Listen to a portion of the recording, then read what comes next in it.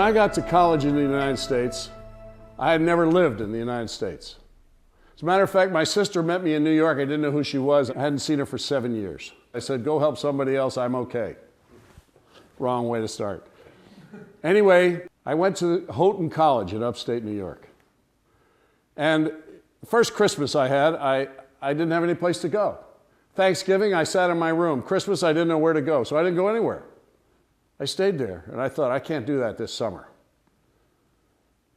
A guy came through and recruited people to go and work in a place called Camp of the Woods in upstate New York. Incidentally, that's where I met my beautiful wife, Donna. She was a front row girl in the singing. They say you don't have to sing very well when you're beautiful, you can be in the front row. Anyway, I went to Camp of the Woods for the summer. And when I arrived there, they needed a lifeguard. Well, at college, I was making 29 cents an hour as a waiter. And I had found out that because of Hong Kong, I was a very good swimmer. So they needed a lifeguard instructor. So I found out I could make $3 an hour as a lifeguard instructor. And then I found out that I could make $5 an hour as a lifeguard instructor. And the YMCA trained me, and I was a lifeguard instructor. So when I got to Camp of the Woods, I was all ripples, and I was all lifeguard. And one Sunday afternoon, I was sitting there in the lifeguard stand, greased up in advanced ripple, but everybody on the beach could see me.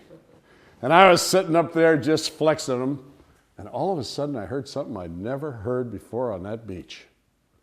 A man way outside the swimming area, way over there, waving his arm and yelling, "Help!" I'd done a lot of things in lifeguarding, but I'd never had that happen. This guy's drowning, for Pete's sake.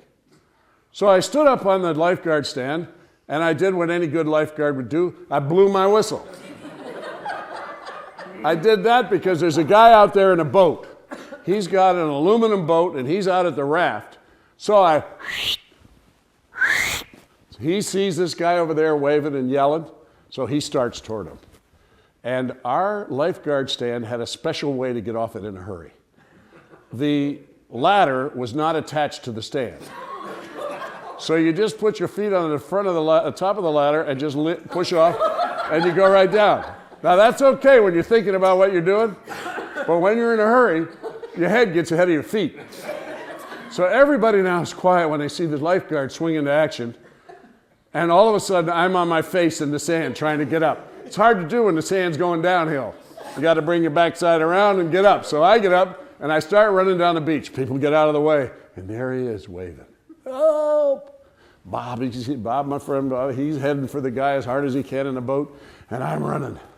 Now, when adrenaline is squirting out of your ears and you're running, you're tired very soon. Now I'm running in the water. Water's easy to run in up to your ankles. Still can be running up to your knees, but when water's up to here, you better start swimming. So I start swimming for all I'm worth towards this guy. He's yelling, "Help, help, help," and I'm going as hard as I can. And I take a breath on this side to see if Bob's coming. I take a breath on that side to live. I look ahead, and there's that man still waving, and I'm going for all I'm worth. My lungs are ready to burst. And I finally get closer to him, and I look up. I don't see him. He's gone. And Bob sees that he's gone. He's coming harder, and I'm going harder and harder. And I finally get to the area where he is, and he isn't. He's underwater. So I take a deep breath. I go down and under the water, and there he is. No bubbles coming out of his mouth. That's a good sign normally. Bubbles, not no bubbles. So he's got no bubbles. He's just like this in the water. I'd never seen it. I'd heard about it, but I'd never seen it. So I went back up and got another deep breath, and I went down, and I grabbed that man. Now anybody's a lifeguard knows you have to turn him around. That's rule number one. So I turned him around, and I was down so far my feet were on the ground, so I heaved him up in the air as hard as I could, hit his head on the bottom of the boat. It's an aluminum boat. He split his head wide open. Now Mount Vesuvius is coming out of the top of this man's head. in Technicolor. Blood, I could hardly see him. And he's still underwater like this, except he's now got a hole in the top of his head. So I come up and Bob said, what was that? I said, that was the guy's head. And they said, oh, John, look, he's bleeding. I said, I know, I'm going back after him. So I go back down and I get the guy and I look up where the boat is this time and I pull him up at the back of the boat and he grabs a hold of the boat. He comes to. So I said, Bob, get him in the boat. Bob's an all-American soccer player from Wheaton. I said, Bob, get him in the boat. So, you know, those of you who are lifeguards, cross your hands, turn them around and pull them up. The guy won't let go. He won't let go. I said, hit his hands. So Bob whacking this guy's hands as hard as he can to get him to let go. I'm trying to save you, let go. Whoa, whoa. I said, Bob, forget it. Get me in the boat. So Bob gets me in the boat, and the man's back here like this. Blood all over him, like this. So I said, sir, hold on. You know, we're trying to save this guy. Hold on, we're going to row in with you on the back of the boat.